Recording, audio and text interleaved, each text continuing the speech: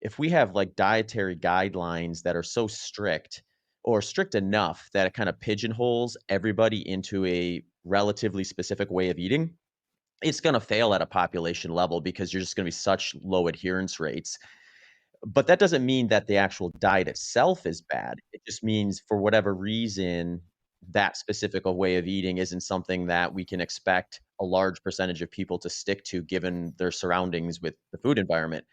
So then that leads me to think, well, then we need options. We need to have a bunch of options so people can sort of explore which of these inputs is actually going to be something they can sustain and stick to versus having this kind of yo-yo effect of, all right, I could stick to that ketogenic diet for 6 months and I fell off and gained back on my weight, or I stuck to that vegan diet for 6 months and then I felt like my energies just tanked, so I had to switch back. And you have all those other scenarios where all these dietary kind of tribes and groups have their like poster boy like success stories, but then all the other ones have their list of like epic failures where they bring in someone who tried it and failed badly, and then it's like you have this like, if you're an outside observer, you're sort of looking at it like, well, how, like you described, how do you have this person who's just swearing by the success they had, and this other person talking about how miserable it made them feel?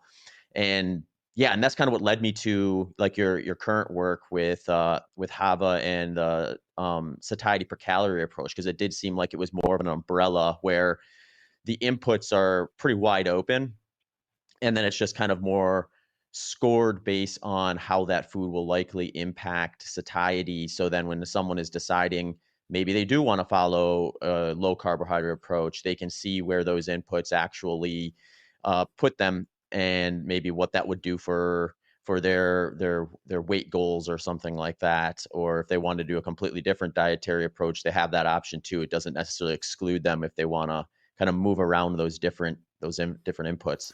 Yeah, exactly.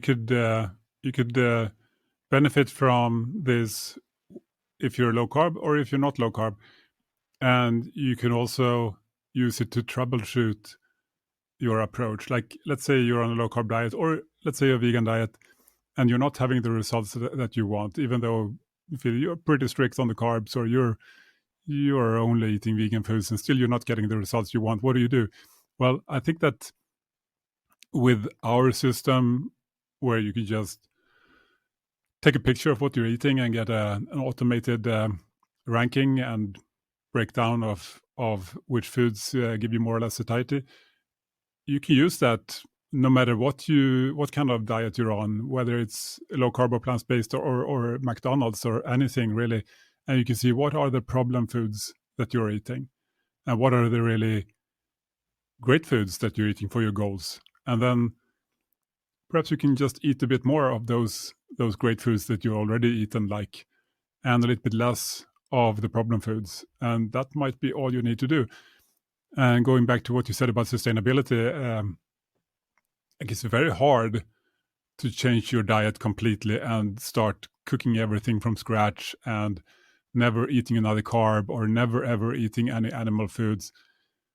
It's going to be very challenging for most people to do that for a lifetime.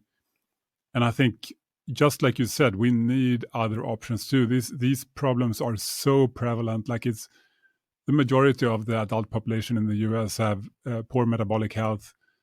They're overweight. They're perhaps even obese.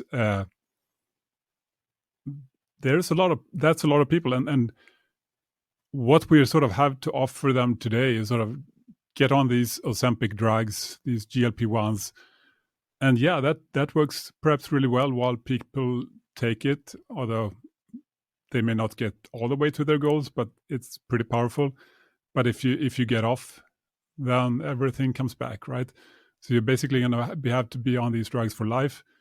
And if we're really going to make an impact, then everybody, like 90% of the adult population, need to be on these drugs for life. Is that really what we're going for?